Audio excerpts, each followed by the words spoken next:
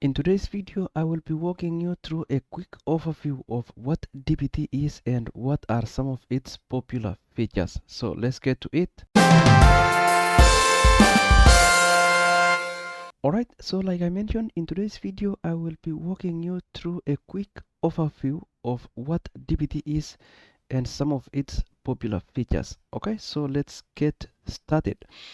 So DBT stands for Data Build Tool, and it's basically a command line tool that enables data analysts and engineers to transform data in their warehouses more effectively.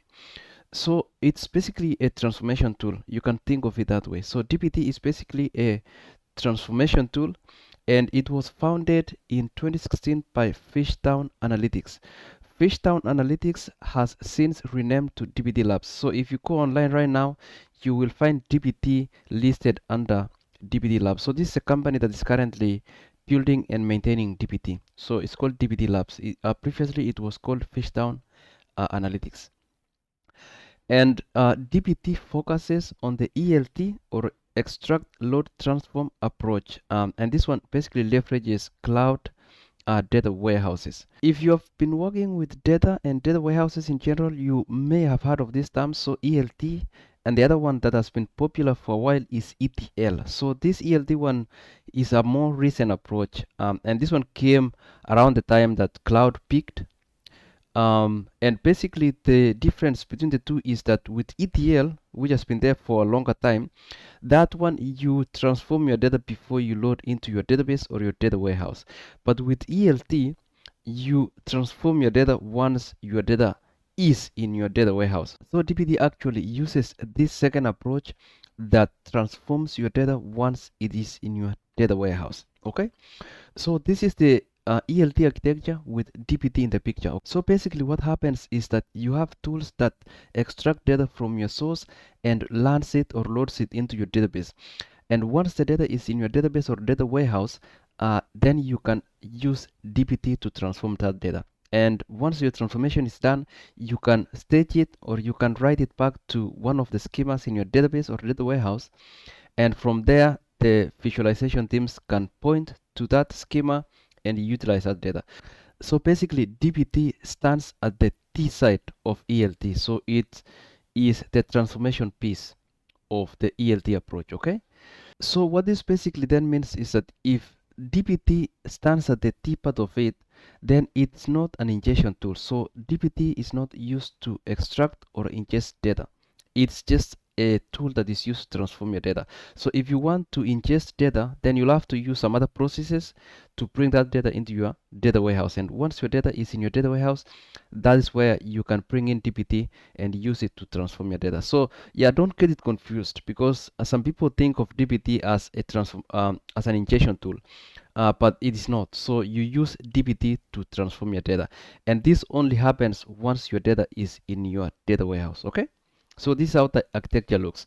The other one that I have here for you is I made another video previously where I went through a end-to-end pipeline with DBT in the picture, and this is basically also another way that you can look into how DBT fits into your ELT pipeline.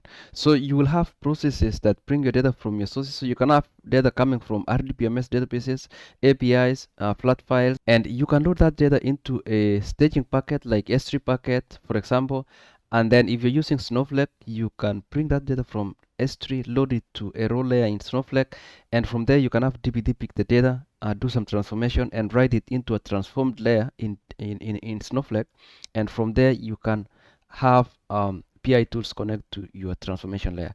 So you do watch this video. I went through the detailed process of end-to-end project that uses sort of a real-time or real world example. Okay, but yeah, this is basically how the ELT process looks like with DBT in the picture. So again, you bring your data, you extract your data, and this part here is done by maybe Python code, or you can have a third-party ETL tool that brings or extracts your data. And once your data is in your data warehouse, you can then leverage DBT to do your transformation. Okay, so this is how the high-level architecture looks like for ELT with DBT in the picture. Okay, so let's get back to our slide. And so let's keep moving.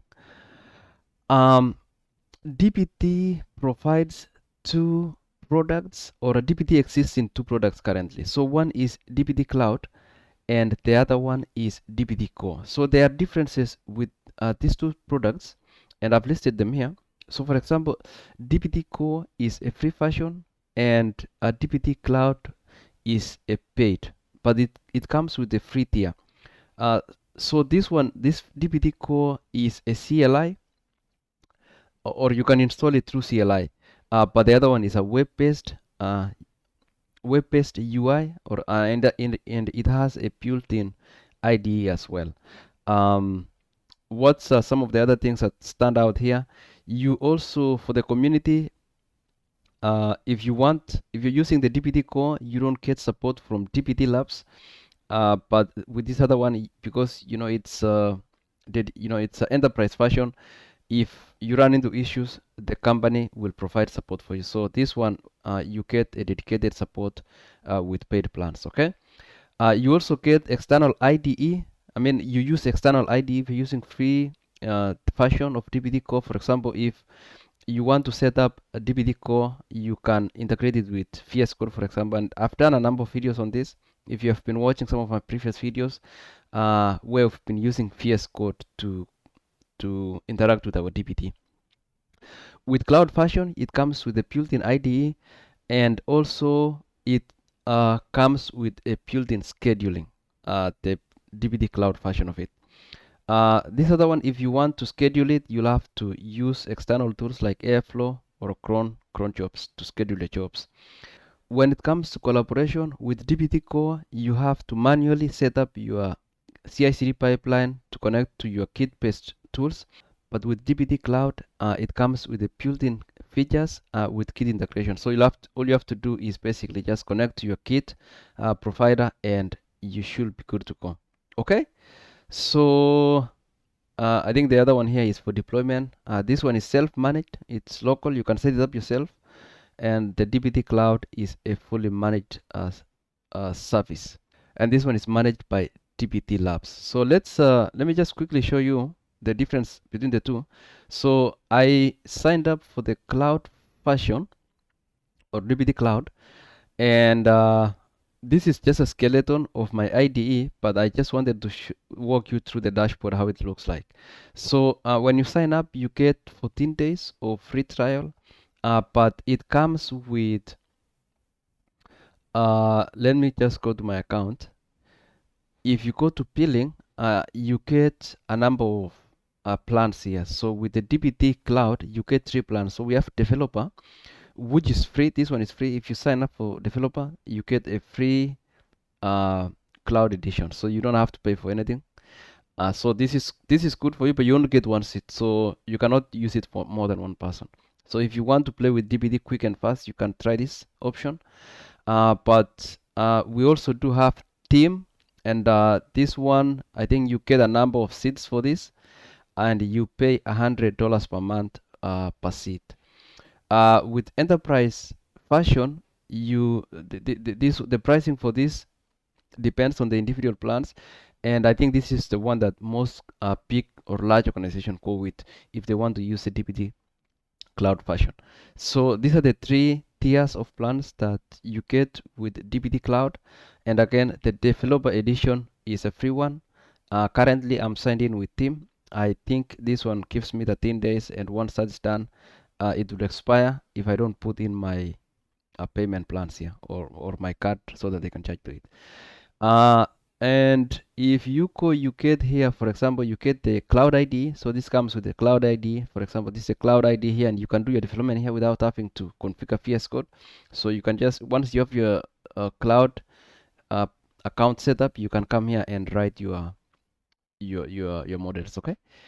And what other thing did we mention? With Git integration, you can integrate it with Git. So if you go to your projects, you can see that you can connect into your GitHub repository and do your development. Okay, so you can also manage your users here and create tokens and webhooks and things like that. So basically this one is a complete version of it. So you don't have to set up any external scheduling, for example.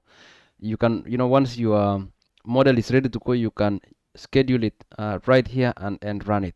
And maybe in future I will dive deeper into the cloud edition of it. I've been doing mostly the DBT core, but I will come back to this at some point and dig deeper into this. But I just wanted to quickly show you how the cloud version looks like. Compared to the cloud core, sorry, the DBT core, with DBT Core, you have to install it in your local environment. And with this, I have, for example, done that. And again, if you've been watching my previous videos, you will see that we did a setup for MySQL, BigQuery, Redshift, Snowflake, and the structure remains pretty similar across board. So, for example, when you go to MySQL, you get your structure, you get this analysis, DBT packages, logs, models. This way, your model score, you have your seeds, you have your snapshots, and the structure remains very, very similar across all of these data warehouses. So you just have to install the adapter and connect to your data warehouse, and you should be able to start your development. And this is for example, the profiles file here that stores your connection details to your data warehouse. So for example, this is for BigQuery, and I have here my project and my data set. Okay, so various databases do have slightly different configurations here, but the structure looks very similar for profiles. So just quickly, this is how the structure looks like for DBT core. And again, this is a free version, so you don't have to pay for this compared to the cloud one if you have a larger team. So if you don't want to pay for it and you have a larger team, you can just quickly set up. It should not be very difficult to integrate it to your existing project, and you can move ahead from there. Okay, so let's go back to our slide, and I don't know if there's anything else left in this one. Advanced features, for example, this one has limited advanced features, and with DBT Cloud you get enterprise features like single sign-on, SLS, and things like that. Okay, so that is quickly the difference between DBT Cloud and DBT Core. And if you just want to play with DBT, I highly recommend the DBT Core one, because you don't have to pay for that, you don't have to worry about it, and you can play with it more. But I think if you get the developer edition in DBT Cloud, then definitely do give a try for that one as well. Okay, so these are some of the adapters that you can connect currently to DBT.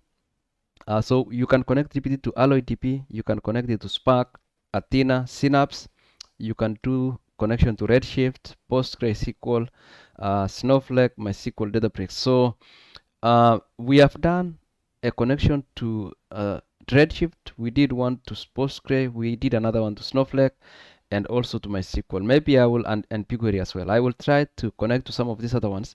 But again, if you follow those videos, the structure is very similar. You just install the adapter and then just create your project, and you should be able to connect to your data warehouse or database.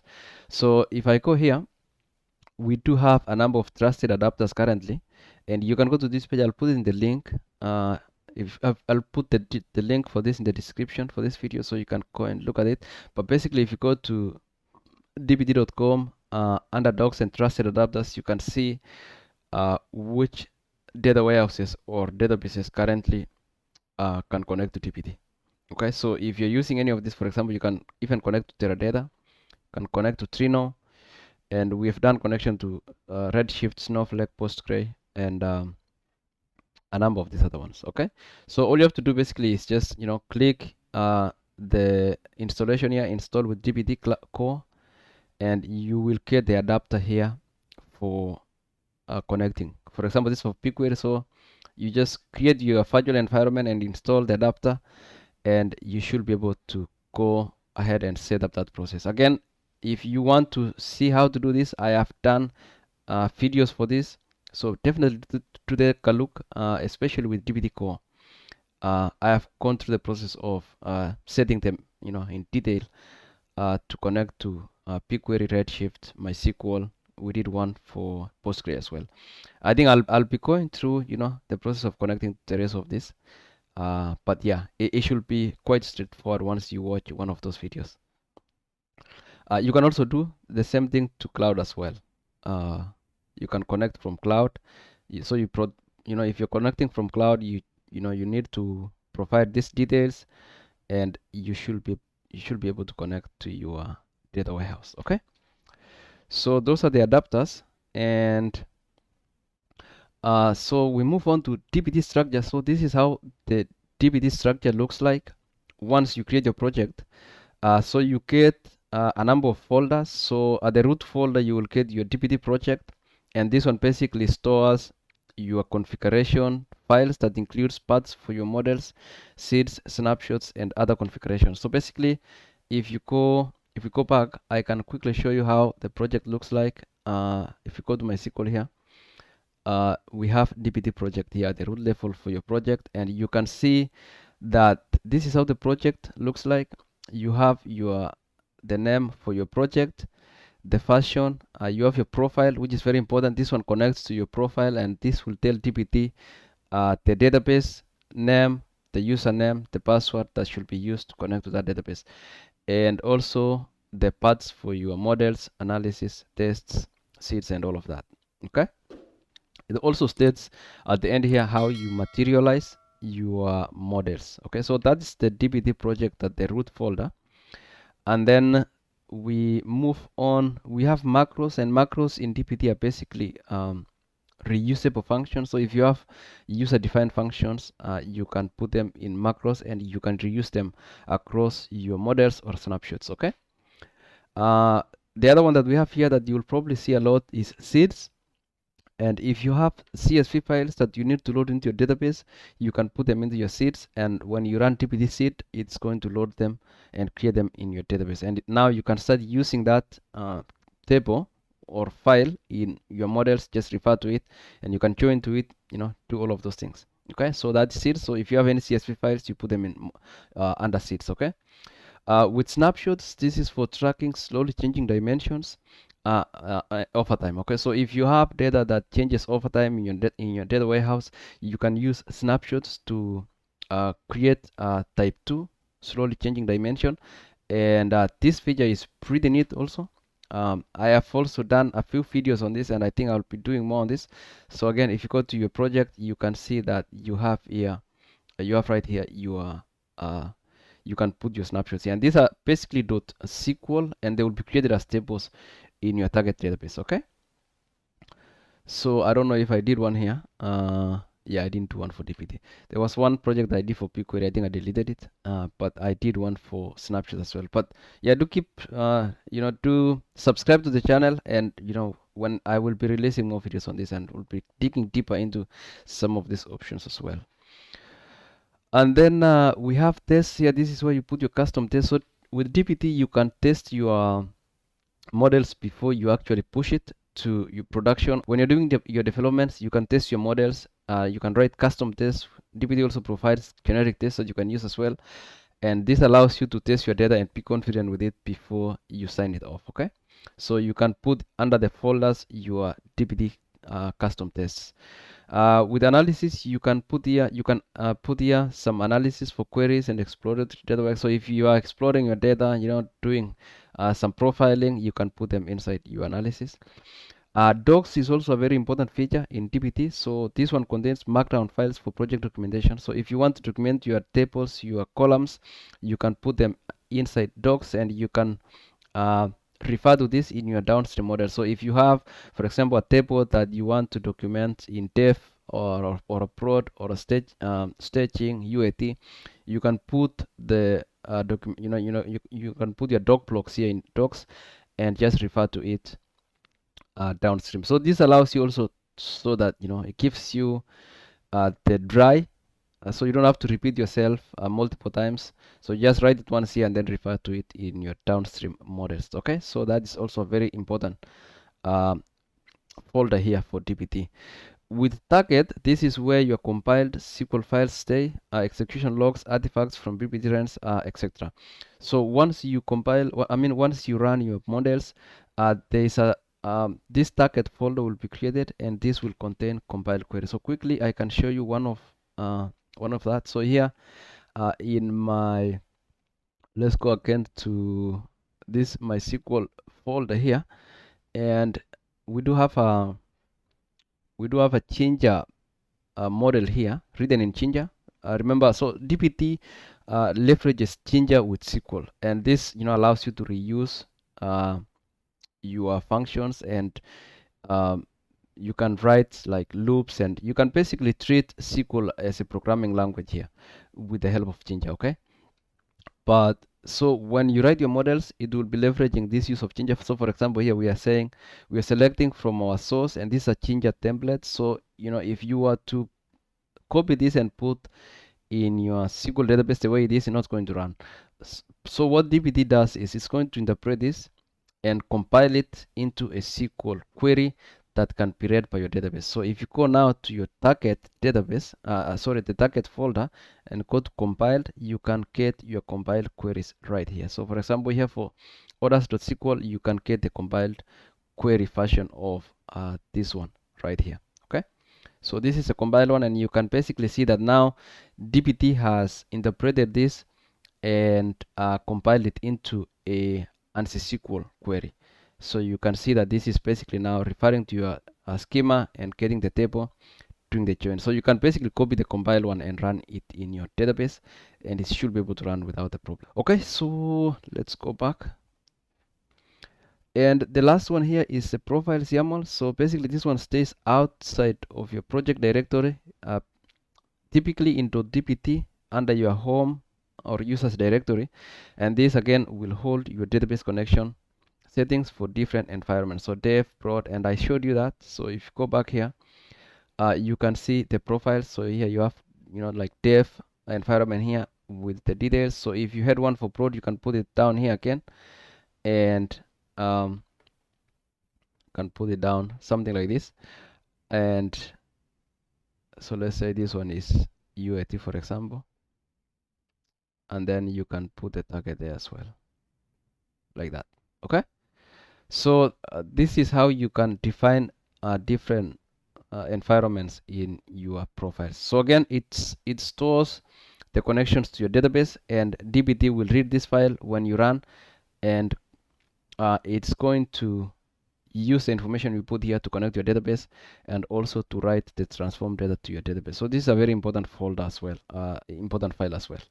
Okay, so that is the profiles, and I think we are done with this deck here. And the last one here I have for you is DBT Materialization. So basically, DBT defines materializations as a strategy that you use to persist your models to your warehouse. So basically, materializations in DBT defines how you should persist your data in your data warehouse. So we have about 5 materialization types in DBT. So the first one is table.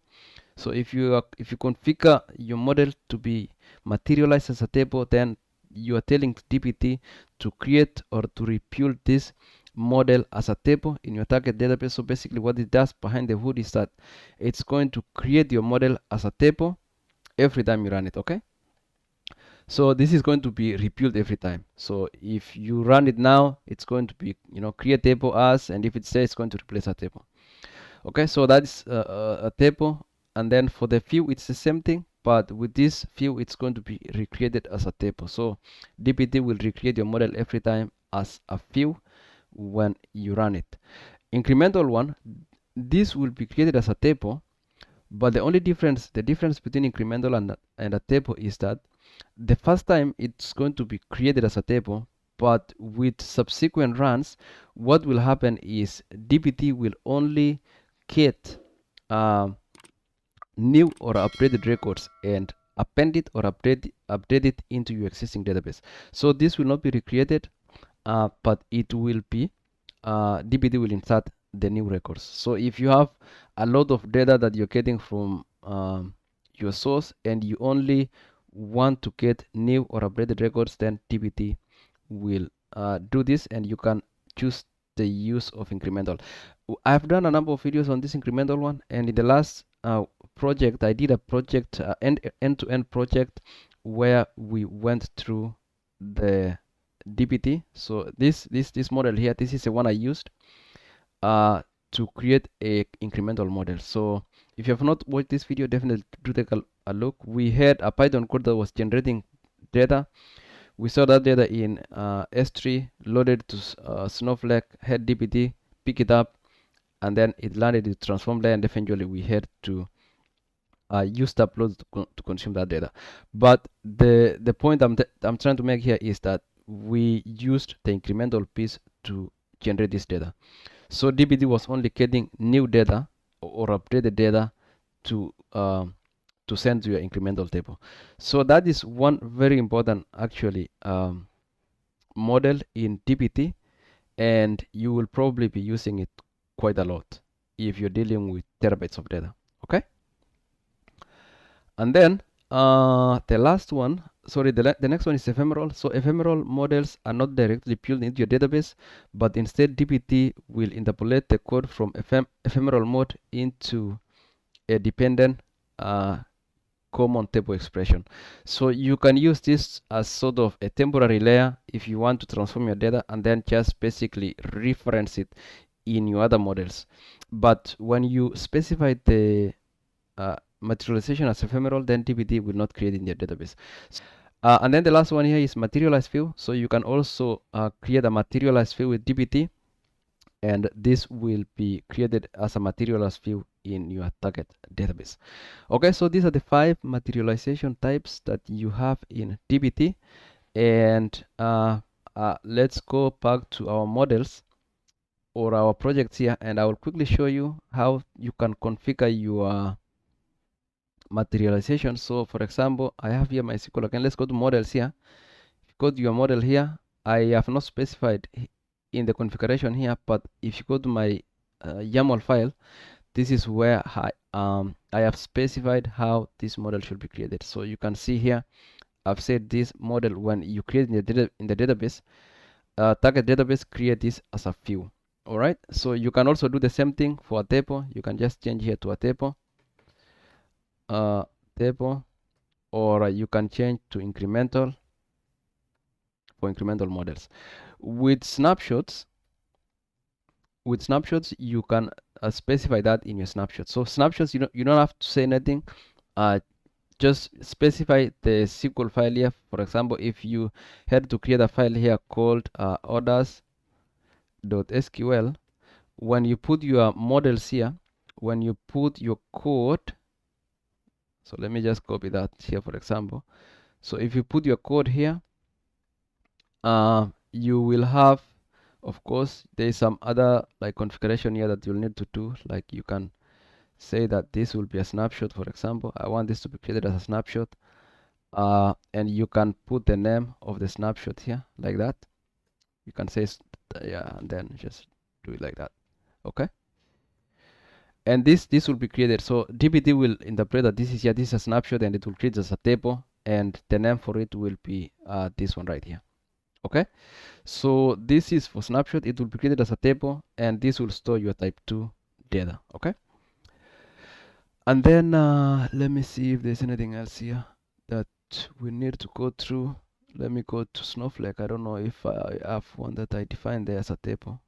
Yeah, this incremental one. So you can see that with incremental, you can define how this table will be created. If you go to config here, so you can put config flow on top of your models, and you can define the materialization. So with this one for incremental, we have said here we want to define this as incremental, specify the unique ID that should, that match statements will be applied on. And if you want to change the name, you can change it with alias field right here. Okay.